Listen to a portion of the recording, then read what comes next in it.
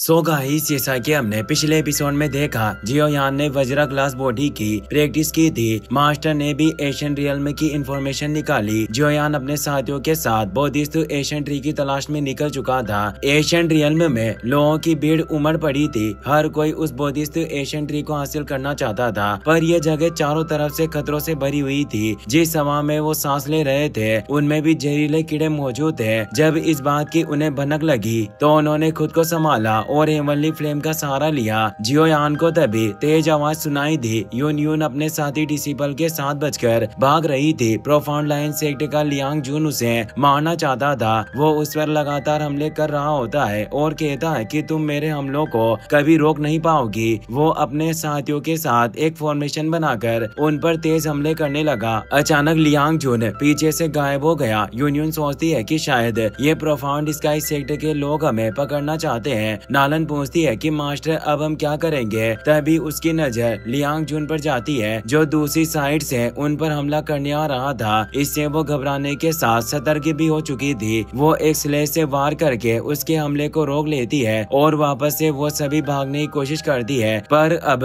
Profound sky sect का deputy chief Liu Kong अपने लोगों के साथ उनका रास्ता रोक लेता है। एक लड़की जिसने ध्यान नहीं दिया कि उसकी पावर फाइट वेनेरेट के पीक पर है, उसने लियू कांग पर हमला करने की कोशिश की, पर वो उसकी गर्दन पर वार करके उसे बेहोश कर देता है और अपने पास लेकर उसकी महक लेने लगा। यह देख यून गुस्सा थी, पर अब वो सभी चारों तरफ से घिरी हुई थी। बचे हुए प्रोफाउंड स्काई सेक्ट के बाकी मेंबर भी वहाँ गए थे। लियू चांग यून को पसंद करता था। वो उसे कहता है कि सेक्ट मास्टर, अब आप चाहकर कहीं नहीं भाग सकती। अब वो वक्त आ गया है जब तुम अपने डिसिपल के साथ मिलकर मेरी सेवा करो। निश्चित रूप से मैं तुम्हें काफी आनंद दूंगा और ये सब बिल्कुल एक अच्छी कहानी की तरह होगा। नालन ने उस पर स्लेज से वार किया, पर वो आसानी से बच जाता है। नालन उसे कहती है कि तुम हरामी हो, तुम्हारी सोच काफी घटिया है। लियो कांग हंसने लगा और कहता है कि मुझे ये शब्द काफी पसंद आता है। अगर मैं बेशरम नहीं होता तो मैं अपने प्रोफाउंड स्काई सेक्ट के सभी साथियों के साथ तुम पर इतना गुप्त हमला कैसे कर सकता था?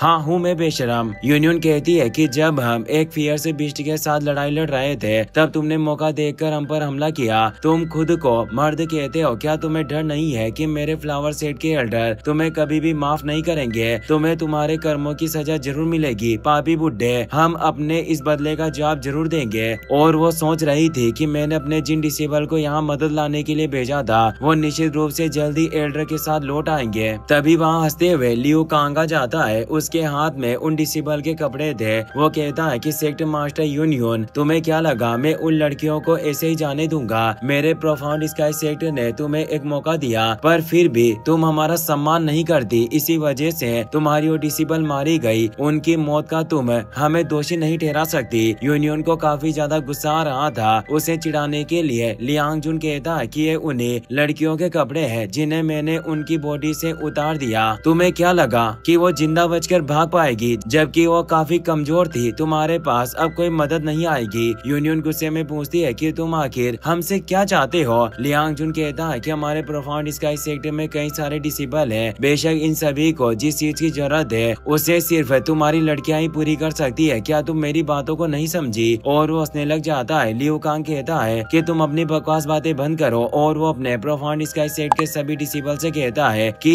इस यूनियन को छोड़कर तुम अपनी पसंद की किसी भी लड़की को ले सकते हो। यूनियन मेरी है। वो सभी डिसेबल खुश होते हैं और उनकी तरफ बढ़ने लग जाते हैं। यूनियन और उसकी साथी डिसेबल काफी डर गई थी। यून नालन से कहती है कि मैं इन प्रोफाउंड स्काई सेट के लोगों को रोक कर रखूंगी। तुम मौका देकर यहाँ से भाग जाना। नालन, मास्टर आप क्या करोगी? हम आपको ऐसे ही छोड़कर नहीं जाएंगे। यूनियन बताती है कि मैं फ्लावर सेट की लीडर हूँ और मैं नहीं चाहती कि हमारे फ्लावर सेट की रेपुटेशन मिट्टी में मिल जाए। मैं तुम सभी को इनके हाथों में पड़ने नहीं दे सकती। अगर मैं मर भी गई तो मैं इन सभी को भी अपने साथ ही खत्म कर दूंगी। और वो ऑर्डर देती हुई कहती है कि फ्लावर सेट के सभी डिसेबल मेरे आदेश सुनो। सभी नालन के साथ यहाँ से तुरंत निकल जाओ और मैं पीछे से आकर तुम्हें कवर करूंगी। नालन कहती है कि भले ही मैं मर जाऊं, पर आपको अकेला नहीं छोड़ूंगी। हम अंत तक आपके साथ लड़ेंगे। वो फाइट करने के लिए चली जाती है। बाकी डिसेबल का भी यही मानना था। हम सेक्ट मास्टर के साथ ही जिएंगे और साथ ही मरेंगे। अब एक एक करके सभी फ्लावर सेट के डिसेबल प्रोफाउंड स्काई सेट के साथ लड़ने लग गई। यूनियन उनके इस फैसले से खुश नहीं थी। वो कहती है कि मूर्ख लड़की, तुमने क्या कर दिया? भैया वो चाहे कितनी भी कोशिश कर ले पर वो लियू चांग को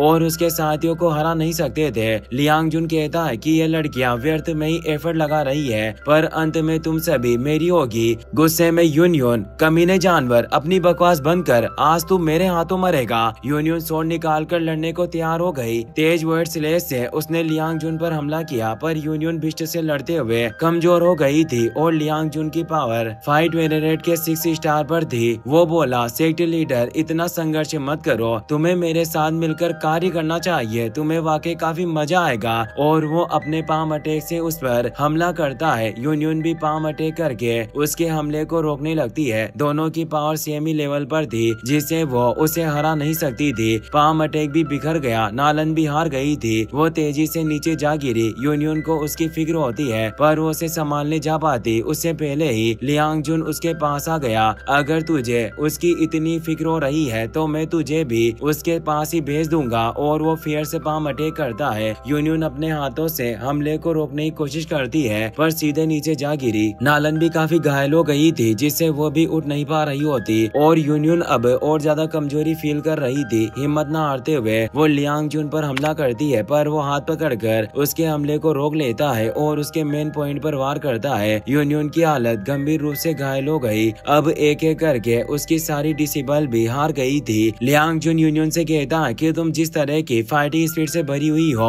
ये मुझे काफी ज्यादा उत्तेजित कर रहा है पर हमारे सेक्ट लीडर तुम्हें दुल्हन बनाना चाहते हैं। तुम वाकई काफी अट्रैक्टिव हो। लियो कांग काफी अय्याश इंसान था। वो उस डिसेबल को नीचे फेंक देता है और कहता है कि यून वाकई काफी ज्यादा खूबसूरत है। मुझे खुशी होगी कि मैं तुम्हें ट्रेनिंग देने का अवसर प्रदान कर पाऊंगा। यून ने हार मान ली थी। उसकी सभी डिसेबल को भी घेर लिया गया था पर वो कहती है मैं तुम्हें कभी भी मेरे चरित्र पर दाग नहीं लगाने दूंगी। इससे अच्छा मैं मरना पसंद करूंगी। और वो सेल्फ डिस्ट्रक्ट यानी आत्म विनाश करके खुद के साथ साथ लियांग जुन को भी खत्म करना चाहती थी। पहले तो वो डर गया पर फिर मुस्कुराकर कहता है ये करना इतना आसान नहीं होता, लगता है कि तुम कुछ भूल रही हो। लियो कांग बोला, सेक्ट लीडर यून इतनी जल्दबाजी में फैसला मत लो। अगर तुम मर गई तो मैं तुम्हारी डिसेबल का ऐसा हाल करूंगा जो तुमने सपने में भी नहीं सोचा होगा। इसीलिए कम से कम इनके बारे में तो सोच। और वो उस पर तेज दबाव डालकर उसे रोक लेता है। यून अंदर से पूरी तरह से टूट चुकी थी। उसे समझ नहीं आ रहा होता कि अब वो करे तो क्या करे। उसे नालन की काफी फिक्र होती है पर वो कमीने उन्हें एक दूसरे से मिलने भी नहीं दे रहे थे। तभी वहाँ एक तेज एनर्जी प्रकट होने लगती है जिससे वो पूरी जगह ही हिल रही थी। जियोयान वज्रा ग्लास बॉडी को एक्टिवेट करके वहाँ गया था। फियर्स एनर्जी वाली जाइगेंटिक बॉडी को देख उन सभी के होश उड़ गए थे। यून भी समझ नहीं पाई कि ये जियोयान है पर इतना तो उसे एहसास हो गया था कि कोई उनकी मदद करने आया। वो मौका देकर लियांग जुन के मेन पॉइंट पर किक मारकर अपना बदला पूरा कर लेती है। लियांग जुन की बॉल्स के बिखर जाने से उसे तेज पीड़ा होने लगी। अब उसे एहसास हो रहा था कि जब कोई किसी के मेन पॉइंट पर हमला करता है तो कैसा लगता है। लियांग जुन गुस्से में, कुतिया तुम्हारी हिम्मत कैसे हुई मुझ पर हमला करने की। तभी जियोयान वज्रा पाम से लियांग जुन को दबाने लगता है। उसे बचने का कोई मौका नहीं मिलता। वो जियोयान के हाथ के नीचे कुचलकर मारा जाता है। अब वो उन सभी से कहता है, प्रोफाउंड स्काई सेट के कुत्तों, तुम हमेशा की तरह अभी भी काफी बेशरम हो। क्या तुम्हें लज्जा नहीं आती कमजोर लड़कियों को सताते हुए। लियू कांग गुस्से में, अरे क्या तू मरना चाहता है? जानता नहीं मैं कौन हूँ, देखता हूँ कि तेरे में कितना दम है जो तू मेरे प्रोफाउंड स्काई सेट के मामले में खलल डालने की कोशिश कर रहा है। वो अपनी पावर को एक्टिवेट करके अल्टीमेट पंच अटैक से वार करने लगा। पूरा पहाड़ हिल रहा था जिससे सभी को लग रहा था कि ये एक पावरफुल अटैक है जिसे ग्रेट प्रोफाउंड ड्रैगन फिस्ट के नाम से जाना जाता है। देखते ही देखते पंच ड्रैगन में बदल गया जो तेजी से वज्रा बॉडी की तरफ बढ़ रहा था। पर जियोयान के चेहरे पर बिल्कुल भी तनाव नहीं था। उसने अपने सिर्फ एक हैंड अटैक से उस ड्रैगन को पूरी तरीके से डिस्ट्रॉय कर दिया। हैंड का प्रेशर इतना ज्यादा था कि लियू कांग उसे संभाल नहीं पाया। वो कई सारे फ्लोटिंग माउंटेन को तोड़ते हुए नजरों से ओझल हो गया। प्रोफाउंड स्काई सेट के सभी एल्डर काफी डर गए थे। आखिर ये लड़का कौन है? इस दुनिया में हमने इतने पावर वाला आदमी कभी नहीं देखा। हमारा डिप्टी सेक्ट लीडर भी इसके सिंगल पंच को भी सहन नहीं कर पाया। लियू कांग घायल हालत में वापस उठ आया था। उसमें अभी भी थोड़ी हिम्मत बाकी थी। वो अपने प्रोफाउंड स्काई सेट के सभी मेंबर से कहता है, मेरी बात ध्यान से सुनो, हम साथ मिलकर इसे हरा सकते हैं। चलो साथ मिलकर एक फॉर्मेशन बनाते हैं जिससे इस राक्षस को पता चलेगा कि इसकी औकात क्या है। दूसरी तरफ प्रोफाउंड स्काई सेट के सभी मेंबर काफी डरे हुए थे। चलो यहाँ से भाग चलते हैं वरना ये बुढ़ा हमें भी मरवा देगा। सभी जान बचाने के लिए वहाँ से निकल गए। ये सभी हरामी है। लगता है मैं इतने वक्त से बेकार लोगों को साथ लिए घूम रहा था जो अपने ही मास्टर को छोड़कर भाग गए। तुम जैसे लोग ना तो कभी जी पाएंगे और ना ही कभी मर पाएंगे। तुम्हारी बिल्कुल कुत्तों की तरह हालत होगी। जियोयान उस पर वज्रा फ्लेम से वार करने के लिए आगे बढ़ रहा था। लियो कांग इतना ज्यादा डर गया कि उसे अपनी मौत नजर आ रही थी। एक तेज विस्फोट हुआ, लियो कांग मारा गया। सभी फ्लावर सेक्ट की डिसेबल अब सेफ थी। यूनियन अभी भी समझ नहीं पाई कि ये महापुरुष कौन है जिन्होंने हमारी जान बचाई। वो उसे थैंक्स कहती है। तभी मेडुसा, लिटिल फेरी डॉक्टर और किंगलिन भी सामने आ गई। यूनियन पहचान गई कि यह तो सांपों की रानी मेडुसा है, पर मेडुसा उसे देख खुश नहीं होती क्योंकि वो भी जियोयान से प्यार करती थी। उसने अपना मुंह फेर लिया। यूनियन अब समझ गई थी कि यह महान शख्स और कोई नहीं जियोयान है। अगर आप हमें सपोर्ट करना चाहते हैं तो इस वीडियो को हाइप करना और अपने दोस्तों के साथ शेयर करना ना भूलें। आपका तहे दिल से शुक्रिया। Thanks for watching.